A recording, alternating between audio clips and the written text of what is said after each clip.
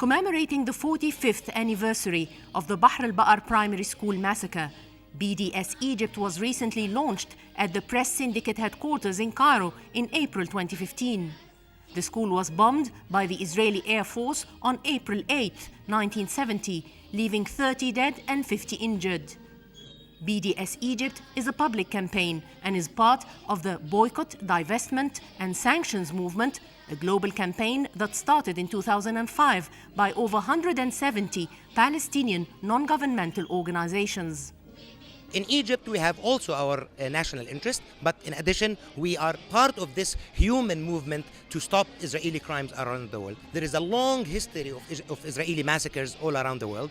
We chose Bahr al-Baqar because it's an Egyptian massacre, and that is part of our identity and part of who we are. And definitely, this continuation of the Israeli massacre, passing by with no real punishment, with full American and international acceptance and acquiescence with that. We needed as people, not only as Egyptians, but as people, Egyptians, Arabs, Europeans, Americans, to stop and tell those governments, no, this kind of policies will not continue, this kind of human rights abuses will not continue, this kind of 19th century occupation is not allowed to continue in the 21st century.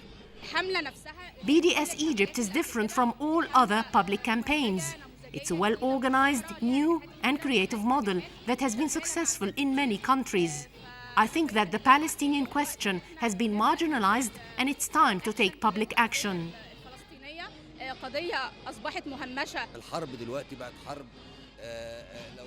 The real war today is an economic one.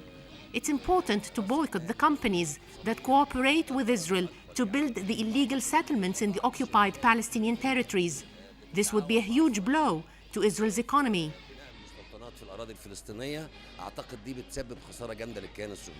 The Egyptian Social Democratic Party has strongly supported the creation of BDS Egypt.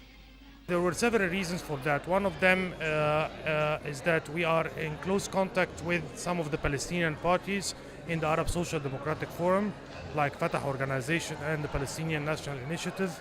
And the trend has been going for years and years into the two-state solution for the Palestinians as a final solution for the current conflict. And obviously the Palestinians, at least those two parties, had been moving away from any violent interaction. And the BDS would really form a way of struggling for the Palestinians and for the Arabs in a non-violent way in order to draw the attention of the people to what's happening in the occupied territories by the Israeli occupation. By the day of our inauguration today, we have 11 parties, we have 4 political movements, we have 8 unions, including a big union like the medical union, doctors union. We have 7 student bodies, and we have many NGOs and hundreds of individuals and celebrities. There in Gaza, we saw lots of devastating issues regarding the last war, lots of crimes against humanity.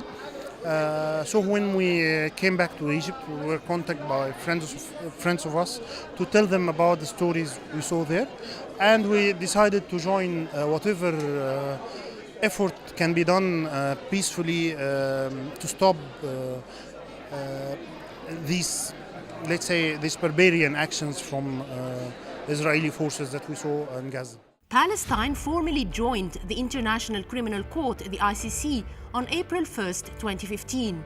This will help boost the work carried out by the BDS movement. I would quote the Israeli intelligence head in the Knesset saying that BDS today is the second most dangerous strategic danger on Israel, that BDS caused Israel a direct loss of $10 billion, that BDS caused companies like Viola to withdraw from building the tram between occupied Jerusalem and Israeli settlements in the West Bank.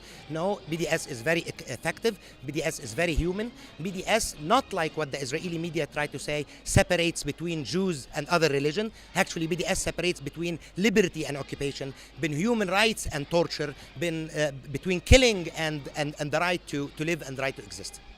It remains to be seen how effective BDS Egypt will be. From the press syndicate headquarters in Cairo, this is Mona Sewilam reporting for Nile TV International.